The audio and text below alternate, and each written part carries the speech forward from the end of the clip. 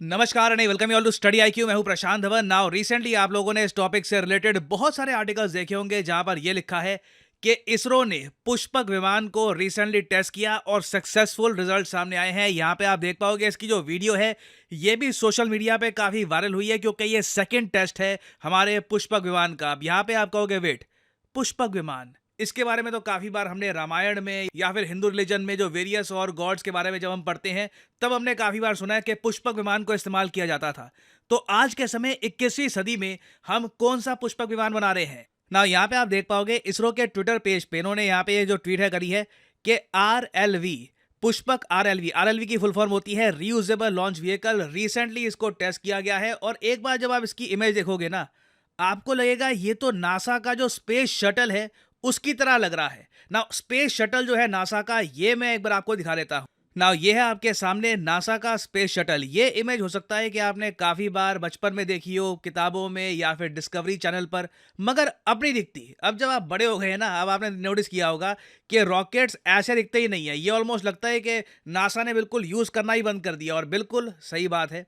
देखो, आपको एक बहुत सिंपल बात बताता हूं मैं। कई दशकों से ना रॉकेट्स का सिंपल कॉन्सेप्ट ये होता था कि आपने रॉकेट तैयार कर दिया, धरती पे खड़ा है लॉन्च के लिए, आपने रॉकेट के अंदर सैटेलाइट या जो भी आपको अंतरिक्ष में पहुंचाना है आपने अंदर उसको फिट कर दिया। उसके बाद रॉकेट जाएगा अंतरिक्ष में, सैटेलाइट को छोड़ देगा एक लो अर्थ ऑर्बिट या फिर उससे भी ऊपर आपको अगर सैटेलाइट को छोड़ना है वहां पे रॉकेट छोड़ देगा और उसके बाद रॉकेट का काम खत्म। रॉकेट वापस एटमॉस्फेयर की तरफ आएगा और डिसइंटीग्रेट होकर ओशन में ही कहीं पर बिखर के खत्म हो जाएगा। ज्यादातर जो रॉकेट का पार्ट है ये एटमॉस्फेयर में ही डिस्ट्रॉय हो जाता था। नाउ कई दशकों से साइंटिस्ट ने यह सोचा कि हम इसे ज्यादा प्रॉफिटेबल नहीं बना सकते। क्या हम ऐसा नहीं कर सकते कि रॉकेट सीधा अंतरिक्ष में जाए, सैटेलाइट लॉन्च करे और ठीक ठाक वापस आ जाए। अब यहां पे आप कहोगे ये तो इलॉन मस्क करते हैं, स्पेसएक्स के अंडर यही तो होता है। देखो, इलॉन मस्क स्पेसएक्स बहुत बाद में आए हैं। नासा जो यूएसए की सरकारी एजेंसी है, इन्होंने अपनी तरफ से आज से कई दशकों पहले ये स्पेस शटल बनाया था।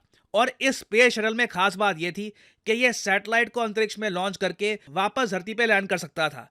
और ये सब नासा ने प्रॉपरली स्टार्ट किया था 1970s के आसपास। उससे पहले डिज़ाइन ही बन रहे थे, मगर 1970s में धीरे धीरे हमने देखा कि इसके डिज़ाइन जेन्युइनली एक स्ट्रक्चर बन के सामने आए। और फिर 1980s में नासा ने कोलंबिया को लॉन्च किया, एक एक करके बहुत सारे मिशन लॉन्च किए और दुनिया के सामने स्पेस शटल तैयार हो चुका था। मगर क्वेश्चन यहाँ पर यह आता है कि फिर नासा ने यह सब यूज़ करना बंद क्यों कर दिया और आज के समय नासा स्पेसएक्स को पैसे क्यों देता है ये सैटेलाइट्स लॉन्च करने के। ये जो स्पेस शटल है इसको नासा यूज़ क्यों नहीं करता। आखिरी बार जो स्पेस शटल को यूज़ किया गया था वो था 2011 में। तब से लेकर अब तक नासा ने एक बार भी स्पेस शटल का इस्तेमाल किया नहीं है। इसका रीज़न क्या है?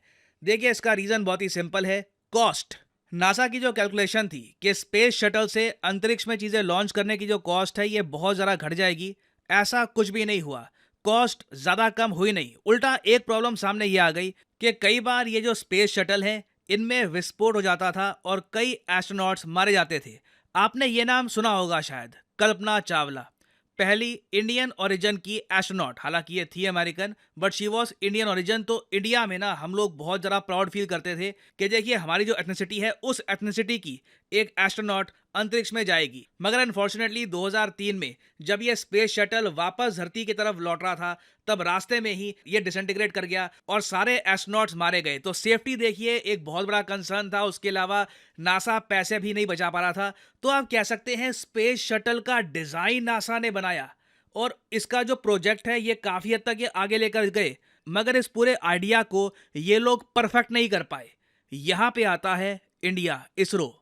इसरो का मानना है कि जो ये स्पेस शटल का कॉन्सेप्ट है ना ये बुरा नहीं है, ये बहुत ही अच्छा एक रीयूजेबल लॉन्च व्हीकल बन सकता है। देखो, जो इलॉन मस्क कर रहे हैं ना स्पेसएक्स में, that is all together different.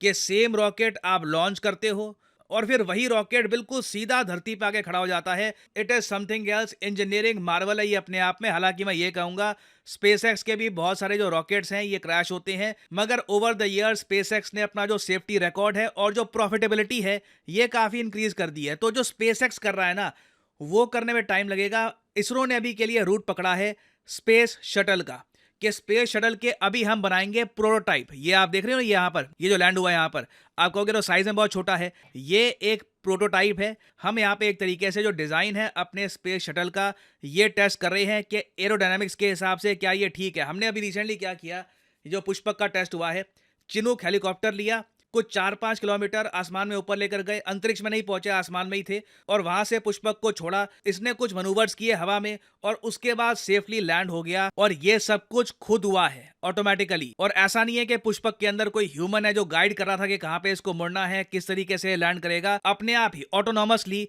इसने लैंडिंग करी है। भविष्य में आप देखोगे कि जिस तरीके से नासा के स्पेस शटल थे, जैसे कि कोलंबिया, वेरियस और इनके जो स्पेस शटल थे, वैसा ही स्पेस शटल भारत भी तैयार करेगा। मगर एक डिजाइन में ये भी फर्क होगा कि जो बूस्टर्स है ना नासा के स्पेस शटल के, ये आप देखोगे बिल्कुल स्पेस शटल के अंडर है, ऑलमोस्ट आप कह सकते हैं उसकी बेली से चिपके हैं। वेरा जो इंडियन डिजाइन है ना, उसमें हमने क्या रखा है कि जो बूस्टर्स हैं वो बिल्कुल स्पेस शटल के पीछे आएंगे। ये परहैप्स कुछ हद तक जो सेफ्टी है स्पेस शटल की, ये भी इंक्रीज करता है, और इससे ज्यादा कंट्रोल भी आपको मिलता है। जो डिजास्टर्स यूएसए में हुए थे शायद इंडिया में ना हो। ना अगर आप मुझसे ये पूछ रहे हैं कि ये जो पुष्पक है ये कब तक तैयार हो जाएगा, देखो अभी तक इसको लेकर कोई प्रॉपर ईयर सामने आया नहीं है कि कब इसका जो बड़ा मॉडल है ये बनेगा और इसको हम उड़ता हुआ देखेंगे। It will take some time, मगर ये मैं आपको बता दूं कि इसरो बहुत ज़्यादा डिटर्मिन्ड है और उनको भरोसा है अपने प्लान पर, और हमें वेट करना होगा अभी। एंड आई एम श्योर जिस तरीके से कई हज़ारों साल पहले मान्यता है हमारी कि पुष्पक उड़ा करता था, इन द फ्यूचर भी पुष्पक आपको अंतरिक्ष में दिखेगा। और फाइनली यहाँ पर मैं ये भी ऐड कर दूं कि इस वक्त होली सेल चल रही है जो बहुत ही जल्द खत्म हो जाएगी कुछ ही दिनों में। जो प्राइसेस अभी ड्रॉप हो चुके हैं इनका फायदा आप उठा सकते हैं, and you can buy these courses at very low prices. तो सिंपली जाइए कमेंट सेक्शन में, यहाँ पे आपको एक लिंक मिल जाएगा। इस लिंक पे यहाँ पे आप क्लिक करके फ्लैगशिप यूपीएससी कोर्स है ये कर सकते हैं परचेज। आपके सामने ये स्क्रीन आ जाएगी और यहाँ पे आपको सिंपली क्लिक करना है बाय नाउ पर, और आप ये कोर्स परचेज कर पाएंगे। यहाँ पे आप देख पाएंगे जो प्राइसेस हैं ये 34,000 रुपये लिखे हैं, ये आपको पे करने की जरूरत नहीं है। सिंपली यहाँ पर क्लिक करिए 3 ऑफर्स अवेलेबल पर, और देखो जो यहाँ पे कोड है ना, ये अगर आप लगाते हैं तो आपको मैक्सिमम डिस्काउंट नहीं मिलेगा। यहाँ पे आप देख पाओगे होली कोड लगाने के बाद भी आपको ये कोर्स पड़ेगा 24,000 का, बट आप अगर यहाँ पे कोड यूज करते हैं PG10 तो आपको मिलेगा द मैक्सिमम डिस्काउंट पॉसिबल। सीधा आप ये जो कोर्स है 22,000 रुपये में कर सकते हैं purchase. So use the code PG10 and save money. ये जो सेल है कुछ ही दिनों के लिए है। Buy this courses at the right time and start preparing.